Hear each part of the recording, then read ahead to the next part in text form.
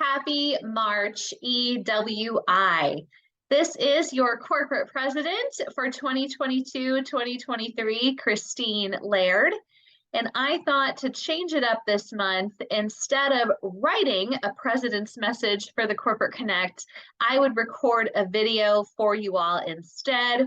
Not only because I thought it would be more fun and a little bit more interactive, but to tell you the truth, I also had some terrible writer's block trying to write an impactful message for you all to inspire, ignite your enthusiasm for EWI. I also enjoy being unscripted, so I am completely improvising in the moment right now as I'm recording this message for you because that's how I like to work. That said, there is something that has been on my mind that did really shape the message that I have for you today, and it was something that actually came up in one of the leadership trainings I was facilitating last week. I had a newly promoted supervisor tell me that something that stuck with her from a leader who made an impact on her years ago was the phrase that leaders aren't born, they're made. I will say that one more time for impact. Leaders aren't born, they are made. Isn't that the truth? Because that aligns well with our tagline, if you will, for Academy of Leadership, or AOL, as we like to refer to it, that leadership can and must be taught. So what does this tell us? This tells us that whether we think we can or think we can't lead, we're right.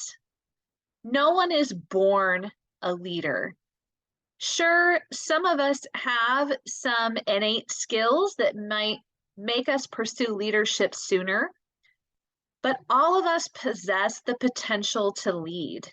We simply have to answer the call. I encourage, rather implore you to answer the call, especially if you are a past chapter president and you are considering board service at the corporate level. It is such a rewarding experience to be a corporate board member.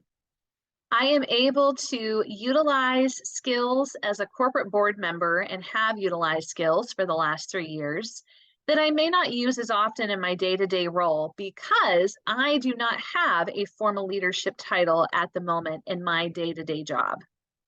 So it's been very rewarding for me to use the leadership skills that I have built over time and really have the opportunity to build on them in specific situations or working through specific dynamics on the board. I am very grateful for the growth opportunities that I've had, but not only that, I am grateful for the relationships, the friendships that I have made with the corporate board members over the years. And even those who have stepped off the board, I continue to maintain friendships with those wonderful women as well. So if you're thinking, well, corporate board service might be too hard, or I don't have time. Well, yes, it is a time commitment. I spend easily 20 to 25 hours per week of my time on corporate board tasks and goals.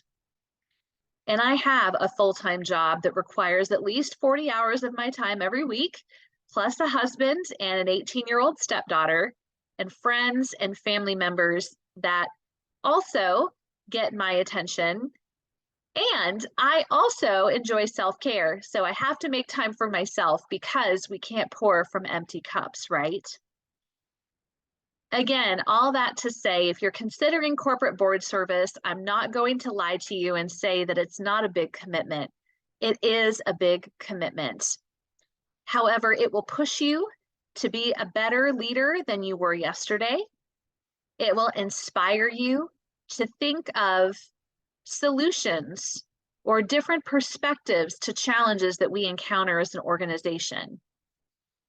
It will encourage you to see things from a different perspective and really learn about skills others possess that you do not, and how you all can work together to achieve common goals for the good of our organization. Yes, there is some fun travel involved, and we do have opportunities to play, if you will.